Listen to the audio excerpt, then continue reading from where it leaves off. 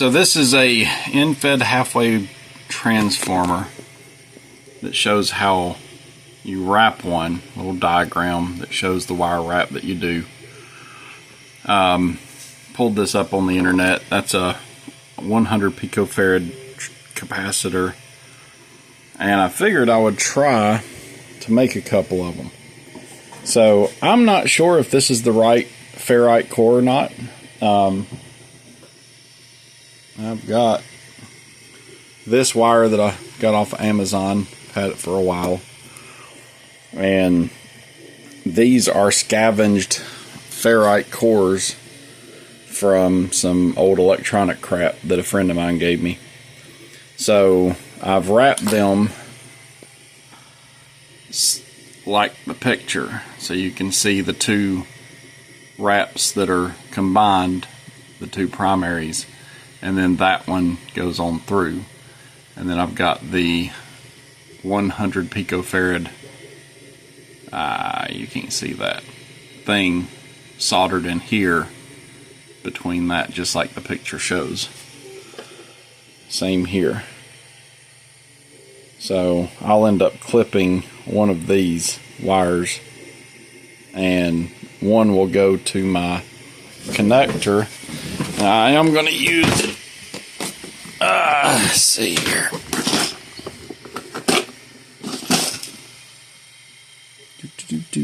Where's it at? There we go. I'm going to use that connector. Mostly what I've been using is BNC, just because everything I do is 100 watts and down. I really don't see a reason to go to the PLC 259 or whatever it's called. I do have some of those connectors as well, so I could do either one, but every cable that I've made, every cable I've ordered has been the BNC style. So at least right now I'm going to save those for a later project. I am kind of curious to see how these are going to work. I'm going to 3D print the little whatever you call them. So I'm going to 3D print that from Thingiverse. It's already set up for a BNC connector and everything. So I'm going to try that first, and they've actually got like a loading coil here as well, which is kind of cool. So it looks like they figured out how to do 40 to 1, or I'm sorry, a 40 meter coil. And yeah, so I'm not sure if I'll use the coil for, but specifically the box, it's already got the BNC connector, and I don't have to design something else.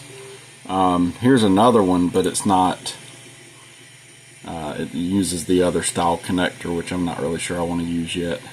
So anyway, I'm going to print some of those, I'm going to put it together, and then I'm going to see how well this does for a antenna, because these ferrite cores are typically like $15 for the bigger ones, maybe $8 for the smaller ones, which these are smaller.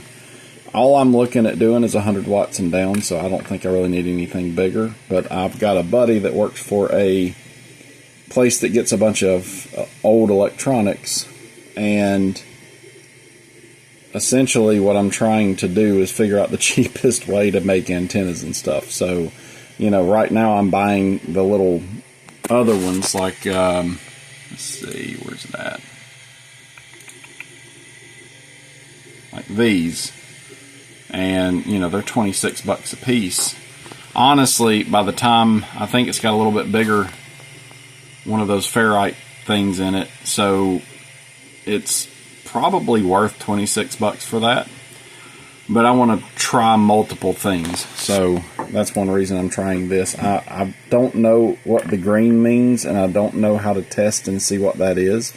I think this may have came out of a power supply, I'm not sure. So it may be the wrong kind of ferrite to do this with, but you know what? I'm going to give it a shot. All it's going to cost me is a capacitor that I've got 50 of, a little bit of wire, and a little bit of time. So I figure if it works, and it works well, then shoot, I'll start robbing some of these, and I'll be able to make little in-fed boxes for antennas. So again, I'm looking for as small as possible for a lot of what I'm doing. But the other, where's it at? I've thought about getting one of these that I could run with an in-fed, but I'm not 100% sure if I want to do that yet. But this radio, if I get this one, I'm going to try. Somebody wants a pack of cigarettes, apparently.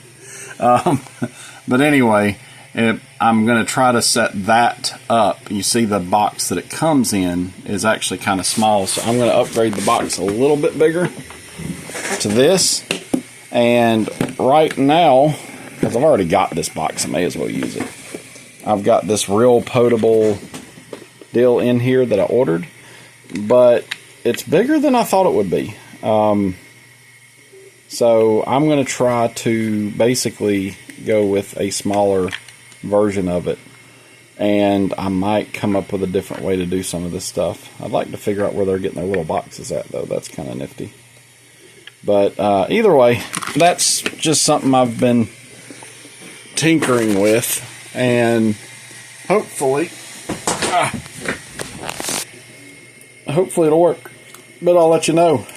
To me, you know, there's so much stuff that gets thrown out that if we can scavenge from the whatever gets thrown out and build some of this stuff, because I think that was like 20 bucks or something. So how many of these can I build with 20 bucks? I pulled off a piece of about, I don't know, 30 inches for one of these. And that's like 50 feet or, let's see, 100 feet of 18 gauge. I've also got some 14 gauge over there, and I'll probably end up buying either buying or finding one of these cores that are really big and using the 14 gauge to build me a bigger version of these. Or if I can find multiples of these and stack them together, I might even do that. Hadn't figured that out yet. And I don't know if you stack them, how that affects it. So, you know, if I found one that was, you know, 4 tall or something, would that do better than one great big one? I don't know. I'll figure it out. But I figure for just a little bit of a time investment, I can try this, and if it works, then I've saved myself 30 bucks a pop. So I'm going to give it a shot and see how they do.